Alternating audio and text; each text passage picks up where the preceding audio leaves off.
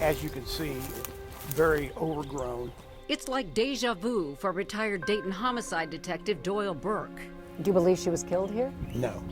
He's retracing the steps he took on December 12, 1990. Two people searching for cans had stumbled across a woman's nude body off the side of Guthrie Road. I believe she was basically dumped here, but I really believe the homicide occurred somewhere else. The victim, 33-year-old Brenda Gaddis. Her family hadn't seen her since Thanksgiving and had reported her missing. She had several blunt force trauma injuries, so basically beaten to death. Dayton police homicide detectives, including Burke, investigated Brenda's murder, but couldn't find her killer, and the case went cold. Until now.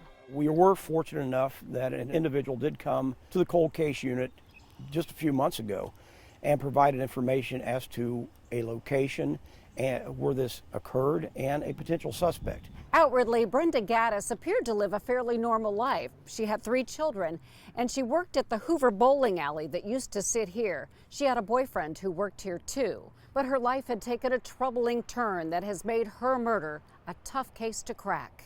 She had a drug addiction, and of course that drove her into sometimes prostitution, and that of course leads us to a problem in solving these cases because you're leading a high-risk lifestyle and you're interacting with total strangers.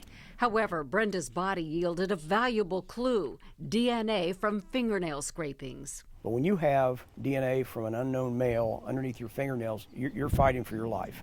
So we're confident this is probably our suspect's DNA. He says the potential suspect may still be living in the area, but cautions it could take months for the lab to determine if the suspect's DNA matches that from Brenda. If it does, Dayton Police Major Brian Johns believes the cold case unit may be able to solve Brenda's murder and the murders of other women during that same time period with similar lifestyles. The 80s and early 90s, we had other cases, sadly, like Miss Gaddis, right, where in Dayton where they were found dead along the side of the road. But we're actually looking at all those cases, so maybe we find out who killed Miss Gaddis, we can find out who killed some of the other ones in Dayton as well.